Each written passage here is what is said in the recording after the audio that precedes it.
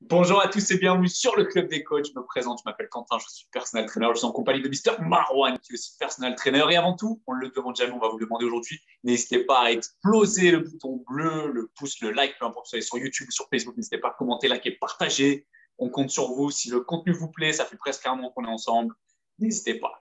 Aujourd'hui, petite thématique simple, mais ô combien importante lorsqu'on est personal trainer, coach sportif. 10 conseils pour mieux vendre ton coaching sportif. Marwan, je te laisse poser l'introduction. Yes. Bonjour à tous. Donc, 10 conseils simples, mais des standards, des basiques, mais que nous, on nous a jamais dit, honnêtement, dans le monde francophone. Donc, on espère vraiment que ces 10 conseils vont vous… oups là, pardon, je me mets en silencieux. Voilà. Que ces 10 conseils, ils vont vous aider, notamment pour ceux qui débutent le personal training. Le conseil, Quentin, on vous l'a déjà dit plein de fois, mais on va le redire si vous découvrez nos vidéos, c'est que lorsque vous devenez coach sportif, vous êtes formé à devenir un technicien, mais vous n'êtes pas formé à devenir un vendeur. Et c'est le mal du fitness français qui fait qu'aujourd'hui, justement, le personal training, il est aussi peu développé, c'est qu'on n'a pas formé nos professionnels au business, à la vente, à la prospection, au marketing, à tout ça. Et on est toujours sur de la formation finalement qui est adaptée au fitness d'il y a des années 2000, j'ai même envie de dire peut-être même des années 90, mais je ne le connaissais pas, où, voilà, les coachs, on les forme pour être des salariés, on les forme à la limite, enfin même pas à la limite, c'est la salle ensuite qui va vous former à vendre des abonnements, mais ça s'arrête là. Voilà. Lorsque vous voulez commencer le personal training, vous n'êtes pas armé. Et donc, votre business, il est très fragile parce que c'est plus du tout le même contexte. Quand vous êtes salarié, déjà, vous n'êtes pas indépendant. Lorsque vous devenez petit, vous devenez indépendant. Donc, il faut vous fabriquer votre salaire. Donc, vous avez une pression énorme qui n'a rien à voir avec celle du coach salarié. Tout simplement aussi, le coût n'est pas le même. Lorsque vous vendez un abonnement à 19,99 €, ça ne met pas la même pression sur vous que si vous vendez un package à 1000 euros, à 500 euros, à 800 euros ou à 2000 euros. OK. Et lorsque vous vendez un abonnement fitness, vous vendez le produit finalement de quelqu'un d'autre. Donc, ça vous désengage un petit peu de tout ce processus. Lorsque vous vendez du PT, vous vendez votre personnalité, vous vendez vous en tant que personne. C'est ça notre métier, c'est qu'on se vend nous, on vend nos services à travers nous. Et ça met beaucoup, beaucoup de pression sur les coachs. Et les coachs ne sont pas armés, donc n'arrivent pas à vendre. Ils n'arrivent pas à vendre, donc ils disent qu'ils n'aiment pas vendre. Mais souvent, quand quelqu'un vous dit « j'aime pas vendre », ça veut surtout dire « je ne sais pas vendre ». Et en fait, ça crée une grosse frustration chez nous, les coachs. C'est qu'on est des passionnés, on aime aider les gens, on a envie de les aider, mais parce qu'on n'arrive pas à vendre, ça nous bloque, on est frustré. Et la majorité des coachs, ensuite, au bout d'1 an, 2 ans, allez, au pire 3 ans, vont arrêter leur business. Donc, on va revenir sur 10 conseils, peut-être basiques pour certains, mais qui nous semblent importants de partager avec vous aujourd'hui. Yes, on est sûr que vous allez apprendre au moins une chose pendant cette vidéo. Conseil numéro un, voilà, tout simplement, hein, n'essayez pas de vendre vos services par téléphone, WhatsApp, Insta. Essayez toujours d'obtenir un rendez-vous commercial. Donc voilà, je sais que parfois les personnes font le forcing. Oui, c'est combien le personal training, ça coûte combien une séance, etc. Mais il ne faut pas rentrer dans ce jeu-là parce que vous allez dévaluer votre service. Il n'y a aucune valeur à donner un prix comme ça sur Internet ou par message ou même au téléphone. Essayez toujours de creuser un peu plus. OK, est-ce qu'on peut se voir? Est-ce qu'on peut fixer un rendez-vous? Est-ce qu'on peut faire une séance d'essai? Essayez d'aller gratter un peu plus loin derrière parce que vous vous tirez une balle dans le pied tout simplement en donnant votre prix comme ça. Donc, c'est un classique, mais c'est vraiment important de prendre le temps de s'asseoir avec la personne et de démontrer son expertise. Pour nous, enfin moi et Marwan, je pense que c'est quelque chose vraiment de primordial. On l'a toujours mis en place et à chaque fois qu'on a réussi à le faire, souvent c'est quelqu'un qu'on a pu signer. Après, c'est sûr, parfois on tombe sur des gens, on n'arrive pas, ils ne veulent pas prendre le rendez-vous. Donc voilà, après, c'est pas grave, c'était peut-être quelqu'un qui était curieux, qui voulait juste comparer les prix avec plusieurs coachs, c'était pas votre clientèle, donc il n'y a pas de raison à se prendre la tête pour ça. Si tu veux développer sur le conseil numéro un. Non, mais c'est un classique, ça c'est un standard, c'est pour ça qu'on l'a mis en numéro un, c'est que la majorité, des fois, on veut essayer de vendre au mauvais moment. On veut essayer de vendre par le mauvais canal, par téléphone. Là, vous vous grillez. L'objectif numéro un lorsque vous prospectez, c'est pas de vendre. Il ne faut pas confondre la prospection et la vente. L'objectif de la prospection, c'est d'obtenir un rendez-vous commercial. Le rendez-vous commercial, là, on parlera de prix, on essaiera de vendre, tout simplement, de convaincre les gens. Mais si vous faites ça à distance, et les gens, ils nous le demandent tous les jours, on reçoit, c'est combien ça coûte, on pourrait répondre, mais on sait qu'on va griller des cartouches. Donc, essayez pas, enfin, d'éviter, mais essayez de ramener toujours vers un rendez-vous commercial. On s'assoit autour d'une table et c'est là qu'on essaie ensuite d'aller plus loin dans le processus. Petit tips aussi, voilà, je sais que parfois ça peut freiner. N'hésitez pas à simplement dire à la personne, ça ne vous engage à rien, ça décompresse un peu le ballon, voilà, elle est moins stressée, parce que parfois les gens se disent, il va me forcer la vente, etc. Alors qu'au final, pas du tout, c'est juste un rendez-vous commercial comme un autre, voilà. Si ça se passe bien, on travaille ensemble, si ça se passe pas bien, c'est pas grave, on continue notre chemin, on se recroisera peut-être plus tard, mais il faut vraiment pas mettre la pression, que ce soit à la personne, ou juste cette petite phrase magique, voilà, ça ne vous engage à rien, ça peut dégonfler la situation. Conseil numéro 2. Donc voilà, là on est plus un peu sur l'apparence, le professionnalisme. On en voit encore beaucoup parfois qui vendent. Donc c'est bien, ils ont tenu le rendez-vous commercial. Ils sont là avec le téléphone dans la main et voilà, on a l'impression qu'ils sont en train de converser avec la personne. Soyez pro au minimum, au grand minimum. Plaquettes, feuilles, stylos ou même un iPad ou voilà, le questionnaire santé. Voilà. Soyez professionnel. Pareil pour l'équipement, pour la tenue, pour plein de choses. Si vous voulez inspirer la confiance, ça commence là. Vous ne pouvez pas venir les mains dans les poches. Il y a vraiment, voilà, vous avez une trame à suivre, vous êtes pro sur vous. Mister Marwan, conseil numéro 2. Ouais, voilà, pas arriver, là, pas arriver les mains vides, quoi, les mains dans les poches, et puis on est assis autour d'une table et on discute avec le client et on est un peu comme ça, quoi. Non, non, il faut arriver, comme l'a dit Quentin, au moins avec une feuille blanche. Au moins prenez des notes pour l'image, franchement pour l'image, mais aussi tout simplement pour récupérer les infos. On n'a pas tous une mémoire d'éléphant pour montrer les infos et puis aussi pour exposer vos solutions. Quentin, on avait déjà parlé dans une vidéo. Oui, il y a plein de techniques de vente. On va pas rentrer dans les détails, mais je sais que Quentin utilise une feuille blanche pour vendre. Il le fait très bien. Ça marche très bien, c'est très efficace. Pourquoi? Parce que ça lui permet d'exposer et puis le client peut visualiser, se projeter. Enfin voilà, comme si un prof vous donnait un cours finalement et que vous arrivez en classe, il n'y a pas de tableau. Le tableau, il permet de faire passer plus facilement les messages, de soulager le cerveau, d'utiliser aussi le visuel. Donc voilà, prenez des notes, ça c'est tellement simple, mais on le voit tout le temps. Tout le temps, rendez-vous commercial, j'arrive et puis on est là, on parle et c'est pas pro, quoi. Yes. Conseil numéro 3. Donc là, on est sur un conseil qui est peut-être vieux comme le monde, hein. C'est un levier psychologique, le fait d'offrir quelque chose. Donc voilà, principe de réciprocité, que ce soit une séance d'essai, un café, peu importe.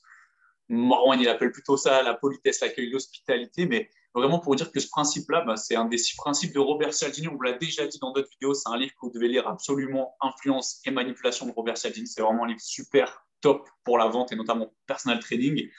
Donc voilà, c'est quelque chose qui est utilisé depuis de nombreuses années et honnêtement, c'est quelque chose, ça a peut-être joué sur 5% de la vente, mais si déjà on commence sur ça, on met déjà des chances de notre côté et c'est ce qu'on veut dans le personal training. C'est une addition de tous ces petits conseils qui fait qu'à la fin, la vente va mieux se passer, vous allez vendre de façon plus facile.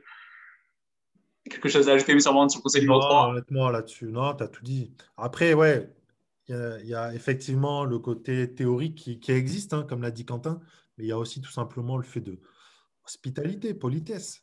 Tout de suite, ça détend aussi un petit peu l'atmosphère. Si le client, le prospect, pardon, il est un peu tendu, bon, un petit café, on partage quelque chose. Donc déjà, on crée un premier lien avec son prospect. Donc c'est un tips, mais qui a son importance aussi, ouais. Top. Technique, conseil numéro 4. Donc là, on est plus déjà arrivé dans le rendez-vous commercial. On est face à la personne, on est là pour parler, voilà, essayez de varier les questions ouvertes et fermées, toujours faire preuve d'écoute active afin de bien cerner les besoins de votre client. On vous l'a déjà dit dans d'autres vidéos. On vous avait dit voilà, de poser plutôt des questions ouvertes lors de la prospection. Là, on est arrivé dans un moment un peu plus clé, si je puis dire, de vraiment capter les informations, de bien comprendre ce que votre prospect attend. Et puis, pour pouvoir tout simplement proposer une solution adaptée et puis mettre aussi le prospect en confiance. Voilà, il est là, vous l'écoutez de façon sincère et par rapport à ça, Marwan va développer un peu plus par rapport à la question ouverte et fermée. Ouais, voilà, question. Donc, on a les deux types, enfin, on a plusieurs types de questions, mais les plus simples, on va dire, de façon basique, c'est questions fermées. Logiquement, la réponse, ça va être oui ou non. Donc, l'objectif, c'est d'obtenir des réponses précises sur un sujet précis, donc de la part du prospect. Les questions ouvertes, c'est plus vaste.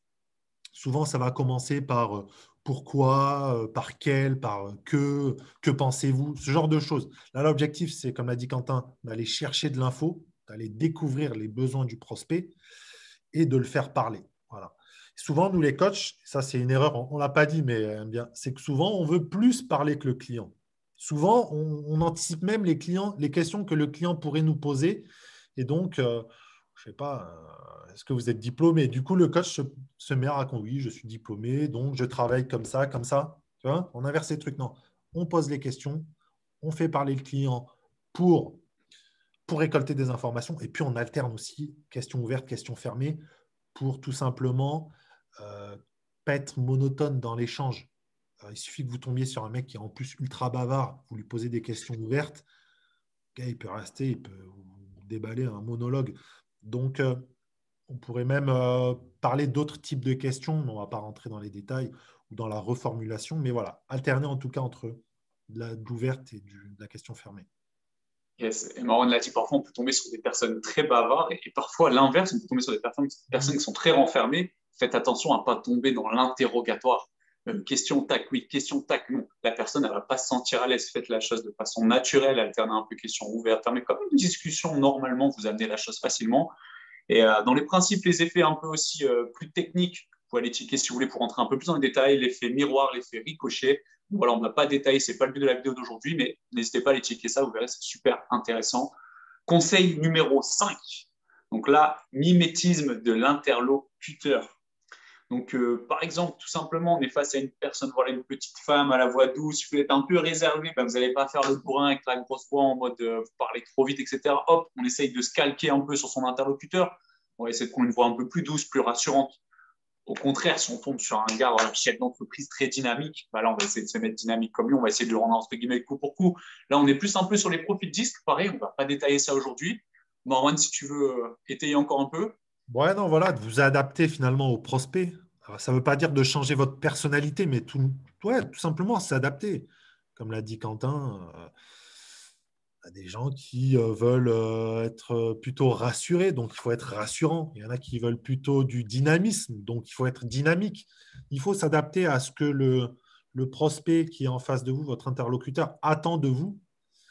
Et ça, voilà, c'est le mimétisme, c'est l'adaptation, c'est l'empathie. Donc, c'est réussir à vous mettre dans la bonne posture, la bonne situation pour que le contact passe le mieux possible avec la personne que vous avez en face.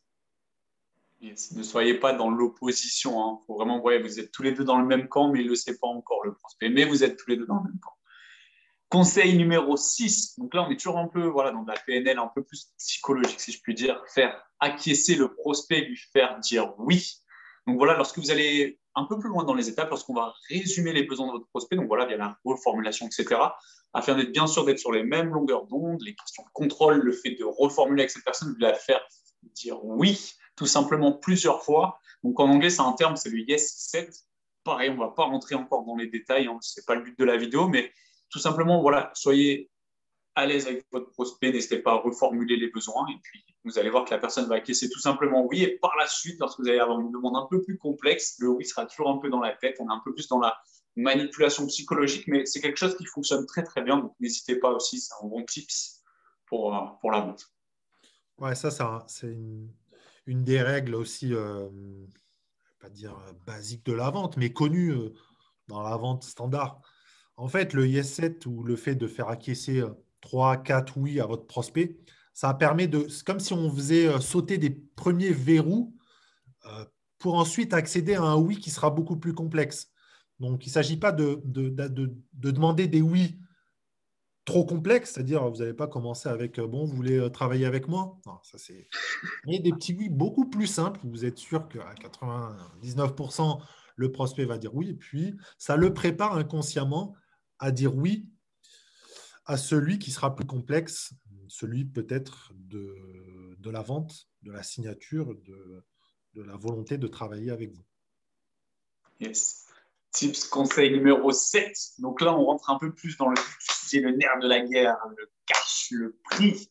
Ne présentez pas le prix trop tôt dans le processus de vente. On vous l'a déjà dit, mais on vous le redit. Il faut vraiment attendre dans les derniers moments lors de l'entretien commercial pour donner ces prix parce que voilà, on a des étapes à respecter. Si dès le début, vous y allez ou vous lâchez vos prix, ça ne va pas le faire. Il n'y aura pas de valeur proposée. Vous allez être là, vous proposez vos tarifs, vous n'avez même pas identifié les besoins ou la solution. Il y a quelque chose qui sonne faux avec votre prospect. Donc, voilà, il faut éviter d'être en opposition avec le prospect parce que peut-être que le prix va se braquer dès le début, il ne va pas avoir la valeur perçue de votre service, il aura peut-être déjà pris une décision un peu, il va se dire non, c'est bon, je ne travaille pas avec lui. Et vous êtes là, vous n'êtes plus dans la vente, vous êtes déjà dans l'opposition, déjà en train de faire du forcing, essayer de convaincre à tout prix, pardon, alors qu'en réalité, vous êtes juste là pour identifier les besoins, proposer une solution et montrer la valeur perçue. On vous le dit tout le temps, mais c'est la clé.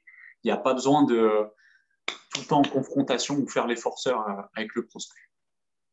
Ouais, ça, c'est le piège, hein. Ça, il faut le voir comme un traquenard, quoi. C'est le client, c'est pas volontaire. Lui, il veut du prix parce qu'il ne connaît pas le marché, il ne sait pas ce que vous allez lui proposer, il ne s'est pas projeté. Donc, le seul élément un petit peu tangible ou la matière le repère qu'il peut avoir, c'est le prix. OK? Donc, si vous lui donnez le prix avant d'avoir proposé, avant même d'avoir proposé une solution, pour lui, c'est déjà trop cher. C'est déjà trop cher. Et comme l'a dit Quentin, ensuite, on essaiera juste de rattraper en quelque sorte la bourde, la connerie. Sauf que lui, ça y est, il s'est peut-être renfermé et coûte que coûte, bah, quoi qu'il me dise, non, vas-y, 50 euros de l'heure ou 60 euros ou même 30 euros, peu importe, c'est la façon dont vous allez l'amener. Il va se dire, c'est trop cher, je ne passe pas avec ça. Ça va pas. Vous voyez. Donc, en fait, là, on refait le lien, si vous voulez, avec le premier. Lorsqu'on vous dit de pas essayer de vendre par téléphone, mais là, c'est la même chose. N'essayez pas d'annoncer votre prix trop tôt dans le processus. Erreur classique, mais voilà. Et Attendez le bon moment. on vous le dit parce que c'est du vécu. Hein. Lorsqu'on a commencé, voilà, toutes ces erreurs, on les a faites. Et voilà, des fois, on en rigole avec Marwan, mais c'est vrai que une fois qu'on commence à comprendre un peu tous ces petits détails, la somme de ces petits détails qui en fait font la différence, l'art de vente du personal training, c'est un peu de vendre sans vendre. C'est un peu bête de dire ça, mais c'est vraiment ça la spécificité du personal training. C'est un produit haut de gamme. On ne peut pas le vendre comme on vend des chips ou quoi que ce soit. Donc, il faut vraiment essayer de présenter ça. La façon, moi, j'aime bien dire ça un peu filou, voilà, sneaky si on veut, mais voilà, ça arrive tout doucement, le petit process. Et au final, on est déjà arrivé au moment de payer. La personne ne s'en est même pas rendu compte. On est déjà là. OK, bon, c'est parti. On commence dès demain ou après-demain ou la semaine prochaine. Et il n'y a pas eu besoin d'avoir cette confrontation ou d'avoir les objections de machin, etc. Si vous avez bien fait le taf en amont, les objections, ça arrivera peut-être. Ça arrivera toujours, mais beaucoup moins si vous faites le taf bien, si vous présentez bien la chose. Et juste pour rebondir, Vas-y. en fait, si vous présentez très bien votre offre, le client, avant même d'avoir annoncé le prix, il saura s'il va bosser avec vous. Sans connaître le prix, très souvent. Sauf si vous préparez. Enfin, mais très souvent, non, mais à part si vous proposez des tarifs, pas prendre les gens pour plus cons que ce qu'ils sont aussi, mais souvent, si vous faites du bon taf, avant d'avoir annoncé, les gens ils se sont fait une idée. Ils se disent, OK, bon, si tout se passe bien, je vais signer avec lui, avec ce coach, ça y est, je suis convaincu. Yes. Conseil numéro 8. Donc là, on est plus sur, pareil, toujours sur le prix, le fait de présenter des packages plus, moins cher, intermédiaire. Voilà, vous avez 3 packages.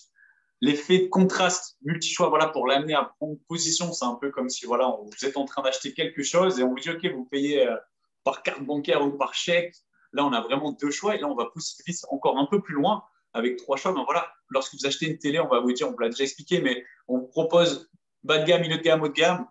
Votre inconscient, vous allez prendre souvent milieu de gamme. Et ben, c'est la même chose avec vos offres, vos packages. On ne va pas rentrer trop dans les détails non plus parce que voilà, on ne va pas vous faire une formation d'1 heure rien que sur ça, mais si vous présentez vos prix intelligemment, au final, vous avez votre offre best-seller, c'est celle que vous vendez tout le temps. Et les 2 autres, en fait, sont juste là pour faire briller un peu plus votre offre du milieu, votre offre best-seller. Marwan, si tu veux Non, compléter. non, mais c'est aussi, on le rappelle souvent, mais il faut que votre offre elle soit claire et lisible. C'est le plus important. Et après, comme l'a dit Quentin, on ne va pas rentrer dans les détails, mais au moins si c'est clair et lisible pour le prospect, déjà, ça vous facilite un peu le boulot. Yes. Conseil numéro 9. Donc là, on est plus encore pareil sur la PNL. Faire attention, bien peser ses mots, remplacer les mots, par exemple, prix, dépense, coût, par des mots avec une connotation un peu plus positive. Valeur, investissement, ce genre de choses pour pas, entre guillemets, faire peur, pour pas braquer. Donc faire attention lorsque vous proposez voilà, commercialement votre produit. pesez bien vos mots, faites bien attention à ce que vous allez dire pour éviter les bégaiements, les ci, les ça, et ne pas braquer votre prospect, votre interlocuteur. Ça, c'est quelque chose, voilà, lorsqu'on a commencé à vendre du personal training, moi, combien de fois ça m'est arrivé. J'ai alors, ça coûte ou alors le prix, c'est, et tout de suite, on est, voilà, on n'envoie pas forcément le bon message, parce que nous, on est là pour aider les gens, on est là pour leur apporter des résultats. Et dans leur tête, il est déjà en train de me parler de ça va me coûter tant, etc. Alors que la personne, à la base, elle voulait juste peut-être commencer à bosser avec vous. Si vous avez proposé la chose un peu plus intelligemment, voilà, ça a une valeur de temps, c'est un investissement qui va vous permettre de. Là, déjà, ça ne sonne pas pareil dans l'oreille du prospect, donc ça, c'est quelque chose de super important. Rien à rajouter. Du coup, le dernier conseil, le conseil numéro 10, c'est pour nous le conseil le plus important. On vous l'a dit déjà depuis presque plus d'un an. Ayez confiance en vous. C'est la clé de toutes vos ventes. Vous devez respirer et inspirer la confiance. À nos débuts, nous les premiers, on était là, on bégayait, on claquait des genoux, on transpirait, on ne savait pas forcément quoi dire ou comment le dire. Et en fait, petit à petit, voilà, vous foirez des ventes. OK, alors ça a foiré sur ça, je dois changer ça, je dois corriger ça. Maintenant, j'ai une trame, je suis carré. Voilà, vous avez un processus efficace de vente que vous respectez, entre guillemets, à la lettre, avec bien sûr, voilà, vous vous adaptez bien sûr avec chaque profil, chaque client, chaque prospect, mais vous devez absolument avoir confiance en vous, la façon dont vous allez dire les choses, etc. C'est comme nous là devant vous. Si on commence à bégayer, à vous dire des conneries, etc., vous allez dire, attends, c'est qui ces deux charlots? Alors qu'au final, voilà, on vous présente, on a confiance en nous. Ça fait presque 10 ans qu'on est dans le milieu. À un moment donné, voilà, ce genre de choses-là, on le sait, on l'a fait centaines de fois, on le connaît par cœur. Et c'est quelque chose qu'on veut vous dire. Ayez confiance en vous. Et puis, ben voilà, sans confiance, vous ne pouvez pas réussir les ventes de toute façon. Donc, Marwan, je te laisse le mot de la fin pour aujourd'hui. Non, mais la confiance, c'est tout hein, dans notre taf. Hein. Les gens, ils sentent. Les gens, ils sentent. C'est, je sais pas, un sixième sens ou je sais pas comment on peut appeler ça, mais les gens, ils sentent. Si vous êtes mal à l'aise, quand on est mal à l'aise, on met mal à l'aise les gens qui sont en face de nous. C'est, voilà, on est des êtres sociaux, empathiques. Quand il y a des gens qui savent mettre à l'aise les autres et d'autres parfois qui mettent mal à l'aise les autres. Vous voyez. Euh, donc, non, ayez confiance en vous et puis échouez, on a envie de dire échouer, tester des trucs. Si ça ne marche pas, tant pis. Le problème, ce n'est pas d'échouer, c'est si vous répétez plusieurs fois la même chose alors que ça donne les mêmes résultats. Je ne sais plus que c'est qui avait dit ça, je crois. C'était Einstein. Einstein. Einstein. C'est ça le problème. Ce n'est pas tant de se rater. Faites les choses avec votre personnalité de façon imparfaite et authentique. Et puis après, ça passera. Hein. S'il y a un plan, ça passera. Si c'est en mode freestyle, ça passera des fois, mais très souvent, ça ne passera pas. Yes. Et on voulait tout simplement aussi vous souhaiter à tous une très très bonne journée. N'hésitez pas à vous abonner, cliquez sur la petite cloche pour les actualités. Je vous laisse en direct de Dubai City Gang et je vous dis à très vite. Ciao, ciao.